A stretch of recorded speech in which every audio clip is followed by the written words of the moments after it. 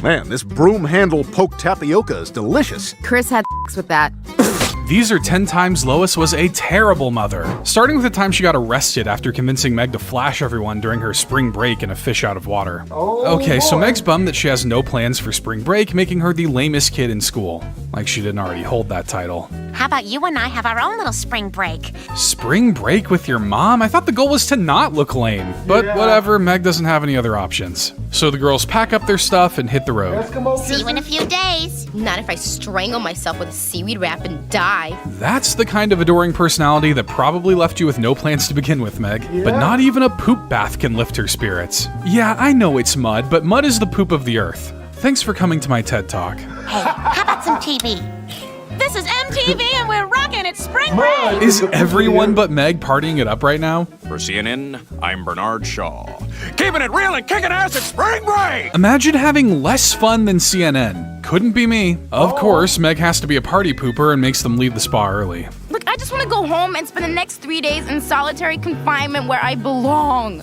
Oh, what a tortured and misunderstood teen you are. And I can say that because I was the same way. Becoming an adult means looking back at your younger self and wanting to slap him upside the head at least 20 times. Luckily, Lois has different plans. Mom, what the hell are we doing here? This is where you wanted to be, right, honey? Yeah, but not with you. I don't know how to tell you this, Meg, but you're the embarrassing one here. Like the kids say, up your nose with a rubber hose. You could put $1 million on the line and I could not tell you what that means. Meg's still being a stick in the mud, but that's not gonna stop Lois. I've been waiting out here for hours. What? I think Lois was supposed to be finding a way to get Meg into the bar. But you can't say no to dancing and beer pong, you know how it is. Well, I guess you don't know, Meg. Oh, you know what? You need to learn how to loosen up a little, toots. I kinda agree, but I would also be seething if I was left on the curb for hours. One validation point to Meg. Since Meg still seems dead set on being a bummer the whole trip, Lois forces her to live a little. Lois, Lois, Lois, Meg, Meg. Finally, she's learning to loosen up a little.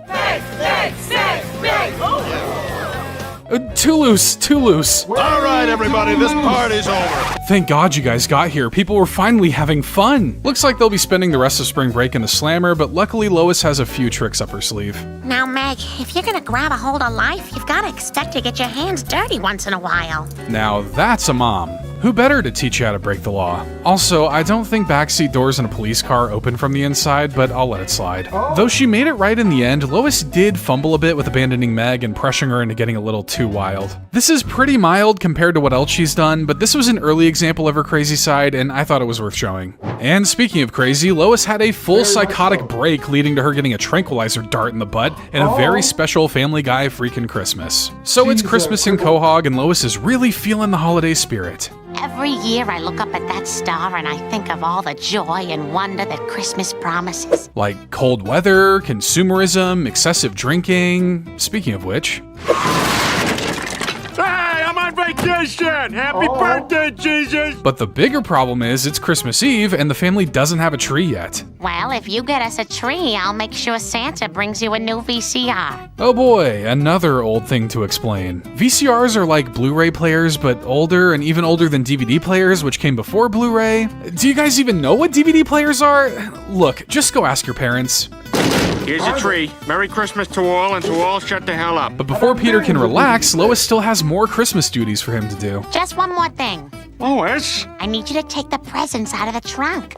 Easy peasy, so why aren't you doing it? I dropped them all off at Toys for Toddlers last night. A sexy innuendo. Peter, only one gift was for charity. Well, some family's about to have a very nice Christmas. Isn't that what the holiday's all about? Then again, if my family ever did that, I'd be so unimaginably peeved that I would throw the tree in the fire. You gave away all the presents? Despite that purposefully misleading tone, Lois is actually pleasantly content with Peter's good deed. Even though it was done out of stupidity, she doesn't need to know that. Well, I am a little irritated that I have to do all the shopping again, but at least some good came out of it. Oh yeah, those mental cracks are forming as we speak. Peter, I just want this family to have a perfect Christmas, and I need a little help, okay? But while the family's out shopping, Brian has a little trouble at home with keeping the place from burning down. You'd think that'd be a pretty easy thing to do, but not in the Griffin house.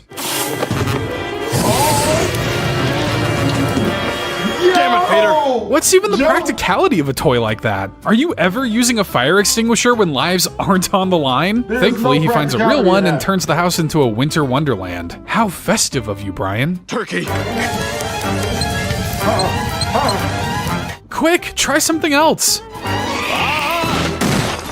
Good idea. Maybe a commercial will come on explaining what to do. When the Griffins come home, they find their dinner and their home ruined. What the hell did you do? Me? Who the hell buys a novelty fire extinguisher? Before they can have it out, Lois jumps in and reminds them about the true spirit of the season, family. Okay, so a couple of things have gone wrong, but we can still have a great Christmas. Honestly, that's so inspiring. Lois always puts on a brave face when challenged. Despite everything, she kept her cool and never freaked. We're out of paper towels.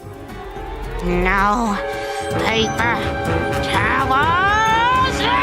I mean, you could probably just use a rag or... Shut your fat mouth. Okay, jeez. You can all ride a one-horse open sleigh to hell. Honestly, it's hard to be mad. She lasted a lot longer than I would have. So Lois goes on a holly jolly rampage, pushing people off bridges and decapitating snowmen. Merry Christmas. Easy, lady. You want some of this? Threatening to punch people is one of those old Christmas traditions I wish we'd bring back. But Lois won't rest until she's destroyed everything Christmas in town. Must kill Star. Luckily, the family arrives just in time to see her go I don't remember any of this. This dude gonna have to cite his sources or something. full King Kong on the town tree. Hi, Lois. Hey, do we look like ants down here? Bite me! The only way to get through to her seems to be a message from Jesus himself, but he hasn't been introduced yet, so Stewie will have to do. And so we unselfishly think of others, assured that our good behavior will be rewarded. Stewie's speech actually seems to be getting through to her, but just to be safe. Okay, boys, take it down. Oh! Okay, boys, figure it out. And so Lois spends the holiday tranquilized, which all moms probably deserve to give them a break. Even still, her blaming the whole family for Christmas being ruined was pretty unfair, mostly because everyone was trying their best. But Lois is used to being unfair, like when she punished Chris and Stewie for vaping despite her own addiction problem and dead dog walking. So Chris is stuck babysitting Stewie but gets paged about a party that night. You have a pager? Yeah. You get paged? Yeah, that's how a pager works. I'm not even old enough to fondly remember pagers. Yeah, they're that old. So the bros roll up to a high school rager filled with loud music, beer funnels, and drunk driving accidents. I'm in firm belief that every parent follows the creed of do as I say, not as I do. Then it's just waiting to happen. Hey, Jagger, can you help out at the soup kitchen tomorrow at noon? Sure, I should be alive then. R.I.P. Jagger, we hardly knew ya. Stewie eventually comes across the hottest trend amongst the youths, vaping. Youths? Forget pagers, I sound like I'm old enough to remember carrier pigeons. Smoking is for losers. Vaping is for douchebags. Oh, I want to be a douchebag. You'll get there one day, Stewie. It's in your family's blood after all. But that doesn't stop Stewie from taking his first hit. Looks like he's speedrunning how young he can develop lung cancer. But if you're gonna be a vaping douchebag, you'll need to be a discreet vaping douche, something Stewie has yet to master. Stewie, if Mom and Dad see you with that thing, they'll kill me. Get rid of it. No way, it's awesome. But look at the cool smoke ring tricks or the fact that they're fruit flavored. Clearly these are for children. This flavor is baby formula. Ugh, that's disgusting. Can I get a hit of that? Yummy. But when Lois comes into Stewie's room to steal money, she catches Stewie with a vape in hand. I'm sorry, can we come back to the stealing money part? I'd rather You baby get this. food than baby formula. Chris Griffin, you get it in here! Nope, just gonna move past it? Cool. What is this? Robot penis? Oh, well that's perfectly fine to be in a baby's hands, isn't it? You are too young to be Maybe doing it this, is, and and if he's that's just not too bad dumb enough, to you leave hide it it. out for Stewie to get his hands Oh, on I it. don't. Okay, but maybe let Stewie get a little puff before he starts tweaking. He really needs that thing they say is non-addictive. She has my vaporizer. You have to get it back. That's your problem. But baby needs vapey, so the two get into a big fight over Chris's vape pen until they finally kiss it out like brothers. I knew getting the vape juice that turns you gay would have this effect. It's possible we've taken this too far. No. I'll just go down and get yours back. So Chris interrupts Lois's lawn watering to try to explain himself, but he takes a bit too long. Greg? Oh, damn it, Chris. Why do your lies have to take so damn long? Yeah, kinda hard to be on the moral high ground when you're sneaking cigarettes. Vaping's bad, but Why do cigarettes your are lies have much to take so worse. long? But dang, does someone look infinitely cooler while holding a cigarette. You get 1 point, Cancer Sticks. Vaping is just as bad, and you look like a douchebag. No, I don't. I look cool. Care to put that to the It's test? the same thing. Oh my god. I'm a douchebag! Well, at least his secret is safe with her and her 7 Instagram followers. Lois is in the right to try to stop her children from developing bad habits, but as a mother, she should still be trying to lead by example. But she doesn't think so, proven so when she forced her kids to go to a Christian camp and catfight. So Lois is worried about Meg and Chris's behavior after they get caught cheating at school and decides to teach them some morals. Now with the kids showing a complete lack of morals, well, we may all need to go to Christian family camp. Oh boy, nothing sells you on a religion like an overly preppy summer camp. So Lois and the kids arrive at Sunrise Woods Bible Camp. Hopefully no relation to James Woods. Becoming a born-again Christian didn't exactly turn out too well for him last time. Why are all these trees bunched together? Those are woods, Chris. Don't mind him, he's still getting used to seeing something that doesn't have 4 walls. The camp seems okay for the most part. Painting Jesus seems fun enough. That is, if you don't have a stickler breathing down your neck. A little dark on the hair there. Let's lighten it up. Lighten it up. Eyes should be blue. It's called Expressionism? God, read an art book sometime, lady. I'd like to move on to having you all sign your contracts with God. Is this like a prenup thing? Does that mean if I outlive him, I inherit the earth? I think I could do it. I'm feeling nice and spry. Ah, my back. It's a written commitment to forego all alcohol, drugs, and self-pleasure. Give up all that to have a relationship with the creator of all we know? I don't know, I think I like beer too much. Anyways, who's up for some fully clothed swimming? Or as the Christians call it, baptism. Chris, stop relieving yourself. You've got those pea eyes. Oh, he's gonna regret that. Brother Chris. Do it again. Okay, I'm convinced. Chris absolutely needs some Jesus. But after that, it looks like even Lois has had enough. Everyone clear on the plan? Yep, Meg and I switch faces like in the movie Face Off? No. Oh. Actually, the plan is a little bit of prayer and a little bit of Grand Theft Auto. I wonder if I could perhaps say grace tonight. Oh, that'd be lovely, Lois. While everyone else is talking to God, Lois is shaming him by stealing the camp counselor's car keys. And the first one to open their eyes is gay. So that's how that works. Lois is relieved to leave that camp behind. It was your idea from the start, but whatever. It seemed like Chris enjoyed himself there. Well, Meg, you know Chris is a little bit dumb. Okay, you don't really need to dunk on your son like that. So religion isn't gonna be for people like you and me. It's basically for stupid people like Chris. Whoa. You were the one who wanted to instill good Christian morals in your kids, but you don't even believe in any of that stuff? You're a monster. Yeah, no kidding. It's one thing to not believe in a religion, but to push it on your children while you don't really believe in it because you think they're stupid is incredibly crappy. Especially considering everyone in the family has met Jesus multiple times. Heck, Lois even almost slept with him. But when she's not manipulating her kids, she's literally abandoning them, like when she and Peter ditched them to live lives as millennial parents. So while at a preschool parent-teacher night, Peter and Lois accidentally get mistaken for young parents. Yeah, new parents like us have to stick together. Yes, we do, because we're very young. Something tells me this simple compliment is going to be a whole new personality for them, huh? This is a chance to break away from the Joes and Bonnies of the world. Geez, what did they ever do to you? Surely they're less volatile than the Peter and Loises of the world. So the two old heads try their hand at hanging out with the younger couple, and Peter wants to keep the night going. Well, I got an idea. You mind if I use your bathroom to do number 2? Easy, Peter. Can't get too crazy on a work night. Soon you'll be asking to go number 3. Lois is blown away by the life of renting a halfway decent apartment. Well, there's an open unit if you guys are interested. Well, they don't really... Hello? Goddamn Nuke's top 5 videos. Really make 4-bedroom apartments. Sorry, Chris and Meg, sounds like you're not making the cut. So they stock the fridge full of food and make up some story about a dying uncle, grandpa, or whatever. Uncle? I thought you said... Helicopter parents, let's go, Lois.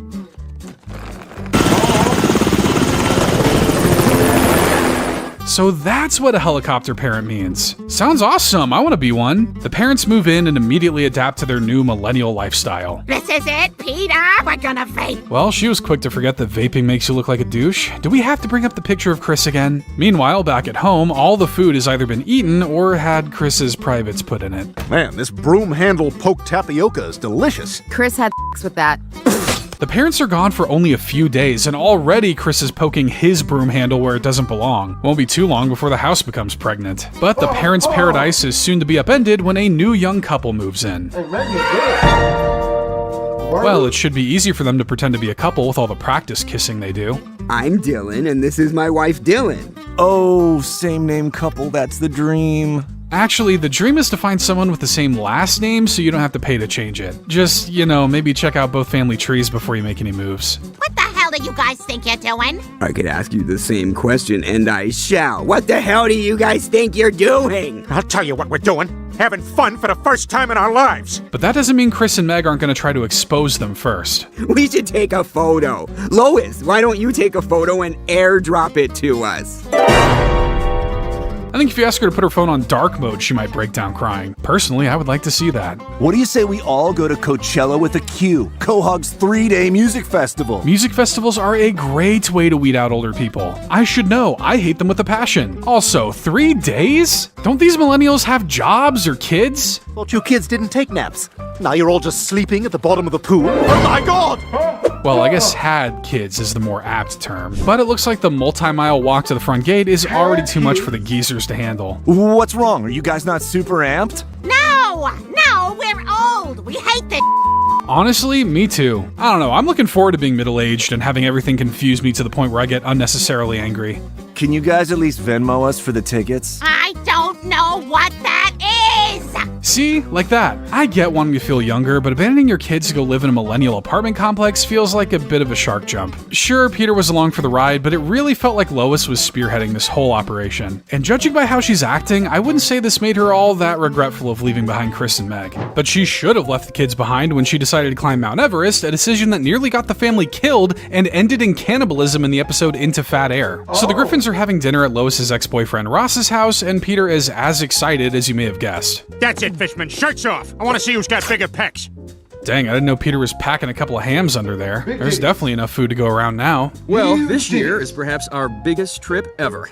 We're climbing Mount Everest. Oh, that mountain a lot of people die on? Yeah, have fun with that. Well, so are we. We are? Well, sounds like the mountain just earned itself 6 new bodies. But that post-dinner clarity kicks in, and Peter immediately walks back his idea. I know we can't climb Mount Everest. It's just that guy really got to me, and I wanted to stick it to him. You could try sticking it to him by just being a big, happy family, but honestly, that might be harder than climbing Everest. I think we should do it. What? Lois, you can't be serious. Oh, but she is serious. She wants to do something the whole family can be proud of. How about something easy, like a puzzle first, then you try your hand at the tallest mountain in the world. When they make it to the base camp in Nepal, the family is awestruck by the mountainous size of the mountain. Wow, look who's here. I didn't believe you'd actually follow through with this. Joke's on you, neither did they. In fact, not only are we gonna climb it, we are gonna beat you guys to the top. Bold claim from someone who just decided last week to do a hike that takes 8 to 9 months of training. As they climb, they come upon a ladder across a chasm, which is the universal sign for a guy like me to turn back now. Guys, be sure to look down the whole time. It's really deep and freaky and disorienting.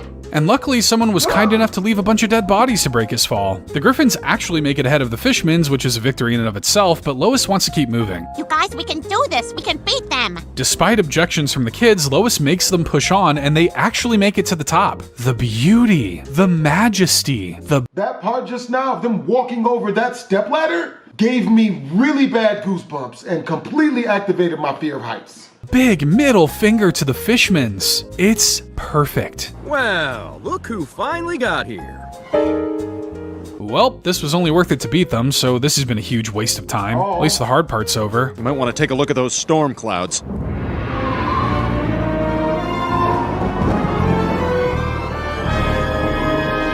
And there's God that kind of trek, that's for sure. But Lois went from climbing a physical mountain to an emotional one when she finally got the verbal beatdown of a lifetime from Meg in Seahorse Seashell Party. So the Griffins are trapped inside during a hurricane, which is actually part of a TV stunt that also had an episode of The Cleveland Show and American Dad revolving around a hurricane. I have no clue if this led to more people tuning in. Cable TV is always up to some shenanigans. Yeah, this sucks. What are we supposed to do all day? I don't know, start eating each other? Who knows how long this storm will last, but I want to see some action. Well, how about we play charades? That game might be a little too sophisticated and complex for Peter, Lois. Fletch. Is it Fletch? It is Fletch. Riveting. Any other good ideas? How about you all sit there quietly while I make dad noises?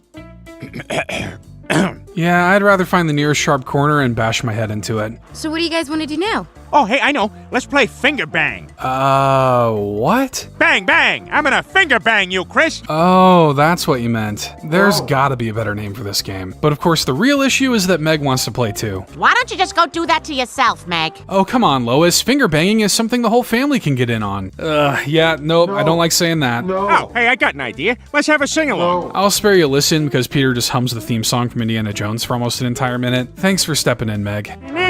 Damn it, Meg, will you stop that? That is so annoying. Oh, that was annoying? When Meg calls Peter out for his obnoxious humming, Lois of course has to come to his defense. Meg, don't talk to your father like that. Well, you better get out the boxing gloves then, because Meg's ready to start throwing down and she's taking no prisoners. What if I started calling you a fat, zitty loser who has no friends and smells like an old woman who has birds for pets? Before she can continue, Lois attempts to undermine Meg's frustrations like a good mother. All right, Meg, that's enough. You've had your little dramatic outburst. I don't know how you can expect Meg to have any kind of respect for the family with a response like that. Luckily, Meg is smart enough to see through Lois's emotional manipulation. Meg seems to think she's taken some kind of stand here that's gonna make us all feel like we're inadequate. My God, you're condescending! Lois thinks Meg is just taking her problems out on everyone else. Yeah, she should, especially with such a hypocritical mother like Lois. Is this coming from my role model mother? The shoplifter, the drug addict, the porn star? So Lois continues to dodge blame by saying nobody's perfect. That's true, but not even admitting to the unfair treatment of Meg puts her in a class even below imperfect. You're my mother,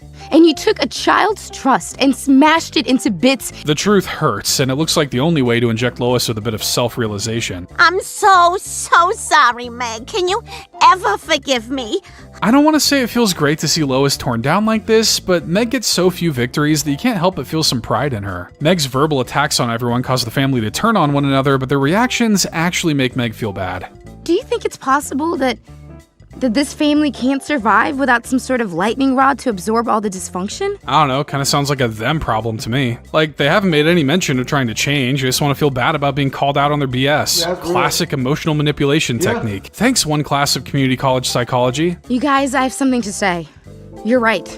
It's all my fault. If the family had any semblance of self-awareness, they would know that's not true and apologize to Meg. Meg, how could you put us all through that? But of course they don't. Even though Lois admits to her wrongdoings against Meg, by the end she seems to walk all of that back. And so her mistreatment of Meg continues because it's her destiny. What a happy ending. But Lois managed to drive away more than just Meg when she decluttered the house, kicking out every family member and throw it away. So Lois drags Peter to a taping of Joyce Kinney's show, The Flow. I guess she forgave her for exposing she was in an adult film in college. Anyway, they hear about Trisha Takanawa's new book focusing on the art of decluttering. I thought that was Ellen DeGeneres. People nowadays own too much stuff. I am encouraging them to throw it away. This sounds like a fun experiment for Lois to try. What else is a bored housewife gonna do all day anyway, right? I have to buy this book, read 2 chapters, then leave it on my nightstand for a year. Whew, glad I'm not the only one. I'll finish all those books I bought years ago one day, just not right now, you know? I'm busy. So Lois immediately begins to start sorting through everything they own. She says that when you declutter your house, you declutter your mind and clear a path to true happiness. If a clear path was all I needed for happiness, then I wouldn't be getting ripped off by my therapist each week. So I want everyone to go through every single item you own, and if it doesn't kindle joy,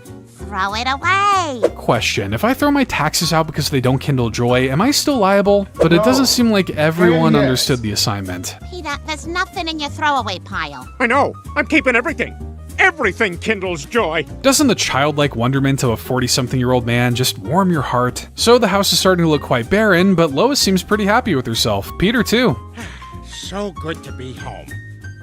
Oh. Since when do you surf? Seriously, Lois? That's like his defining trait. Why do you think his favorite song is called Surfin' Bird? Sure as heck ain't TV Bird or Drinking Yourself to an Early Grave Bird. Peter, you don't kindle joy. What? Sorry, Peter, but this book she read a day ago is her new Bible, and if something doesn't spark joy... Peter, I don't think I can have you in the house right now. With Peter out of the house, Lois continues to go overboard, throwing out Chris and Meg's hat and Brian's food. Even her cutaways are getting decluttered. Donald Trump's hair is unusual. This must be what changes the cutaways to what we see in that one future episode. She even goes throw away Stewie's time machine. That thing's huge and is always just in his room. How is she just now seeing this? Don't drag that down the stairs, all right? Clearly, Lois is going a bit overboard, causing her to lash out at her kids. Shut up, Meg. Well, I didn't say anything. You just did. Your voice, it's cluttering up my space. Get out. Maybe the voice of reason can talk some sense into her. You know, Lois, one could argue that your bra is clutter. Nice try, dirtbag. Leave. Well, it was worth a shot. With that pesky family out of the way, Lois has finally achieved her dream, which I guess is living inside of a black and white 80s comic strip. I made order out of chaos, and it's beautiful. Yeah, but something tells me there's something deeper here you aren't addressing. Simplicity is good for the soul. Your soul is as empty as this house. So yeah, driving away all the people and things she loved left her feeling empty inside. Now, who could have seen that coming? Looks like there's only one thing left to get rid of. But somehow her family figures out exactly where she's going. We cut a whole scene where we figured it out. You gotta just trust me. Easy enough for me, just means fewer scenes to cover. Anyway, they find Lois on a very rickety bridge over a rushing river. Quick, run as fast and as hard as you can, making sure to swing the bridge as much as possible. Oh, Peter! Don't come any closer! Come closer, even harder and faster? You got it. Lois! Well, she had a good run, except for all the craziness from this episode, and I guess all the moments from the rest of the video. And garbage saves the day. I didn't think being surrounded by so much trash would be what Lois needed to realize she loves her life, but hey, doesn't matter how you get there as long as you get there. Still, her berating and kicking her entire family out of the house definitely sounds like she should not be the one making any more big life decisions. But she and Peter decided to turn Stewie into a child actor, a decision that saw them intoxicate a baby for better performances in The Peanut Butter Kid. So it's bank statement day at the Griffins, and everyone needs to pray that they're in the green. Hey, God, it's the Griffins. Again, we're very sorry we cyberbullied that girl to death. Actually, God should probably just smite all of you right now instead. Damn it, it didn't work. We're still poor. But while those poor suckers are at the mall, they run across their potential salvation. We saw an ad looking for a toddler to appear in a peanut butter commercial, and we thought we'd bring Susie. A toddler? The Griffins have one of those, and at least two others with the brain of a toddler. But Stewie's more interested in mocking Brian than winning. I'm Brian. I like garbage peanut butter, and I wear my I voted sticker for a week and a half. By God, this kid has the stuff. The spunk, the sauce, the other words. Congratulations, your son is the new Peanut Butter Kid. Good, he can replace that other peanut butter kid. He was a hack anyway. So Stewie's commercial airs and it's an instant hit. Scooter's peanut butter. So good, your baby will want to eat it in an airport terminal bathroom. Also, is it just me or does that logo looks kinda like, I'm not gonna say it, but you know. Wow, I can't believe Stewie's a commercial star. I don't know. But what's even more unbelievable is the money that little spot pulls in. It's a royalty check from Stewie's commercial. Apparently he gets paid every time it airs. Yeah, ad revenue is where it's at. Speaking of which, you don't have ad block on, do you? Oh, Stewie actually got a call for another commercial tomorrow. Who knows? This could be the beginning of a nice career for him. I'm not entirely sure I'd call the world of child acting nice. Just ask Jake Lloyd. Unfortunately, this audition doesn't go nearly as smoothly as the last one. You, do something exceptional. Okay. They aren't buying the robots, Stewie. Give them the old razzle-dazzle. Ow! Ow! Oh, my grundle! It's bruised! Work. Time for some 3 a.m. dance rehearsals. Do you get pleasure out of humiliating your family? Yeah, is there some kind of sick joy in it? And to top off the child abuse, how about a little dash of narcotics to give Stewie some extra energy? Stewie, if you're fine with it, bleed from the nose. Forgot that you're just a baby. Yeah. Bill Cosby did it. Yeah, they should at least be 5 before you turn them on to narcotics. So technically this is a Peter and Lois terrible moment, but I think it's even more shocking to see from Lois. This is just another Tuesday for Peter. But Lois is the only one to blame when she got addicted to painkillers and nearly drowned Stewie in prescription heroin. So Brian mistakes Joe for the delivery guy and falls down the stairs like an absolute fool. Oh, crap. I can't remember if doggy arms are supposed to bend that way. We can't see them, but I think it's a safe bet to guess that no, they probably aren't. Yep, it's broken. Luckily, Brian's been prescribed some sweet, sweet painkillers. Oh, yeah. How does it feel? Oh, yeah. The Hoyas have kicked in. Brian's on a whole other planet now. Huh, I wanna yeah. So Lois tries half a pill and she's immediately transported to her fantasy. Chris Daughtry? That's right, Lois. Can't really say this is selling me on painkillers. I don't want to be floating around the head of a guy I used to listen to in middle school. But Lois is loving it, spending the day highly folding everything in sight, even the fabric of time and space. You know, if it's good with water, it'd be even better with wine. But before she can make 2 good things become a negative, Brian finishes the last pill himself. Brian, was that the last pill? Yes. but that's fine, because my arm's all better. Yeah, but now you have a tweaker housewife on your hands. It's the 1950s all over again. Getting desperate, Lois scavenges the house looking for a loose pill. Alright, let's see. Oh, here it is. But if you're that desperate, maybe don't try to throw it in your mouth like a cartoon character. I mean, you are a cartoon character, but you know what I mean. Oh my god, that's the last pill. But you'd need tiny baby hands to reach it. Hey, That's Stewie's a true, baby, man. and last I checked, he had hands. Ah, damn you! Come on, you just touched it. Thankfully, Brian intervenes before Lois has a full-on postpartum moment. I just wanted the pill. Bad Lois, get in your crate! Let me out of here, Brian. So it looks like Lois is going cold turkey off the pills, causing her to live out her worst nightmare. All of these coupons are expired. I don't know, if that's your worst nightmare, you might need some help that no pill can fix. Lois, you stand on trial for drug use prompted by mom-related boredom. And the lesser crime of trying to kill your baby, I guess. Guilty. But it's all in her head, and when morning comes, she's all better. Now she can just get addicted to coffee like the rest of us. Still think she should get jail time for that toilet stunt, though. And hot Cheetos.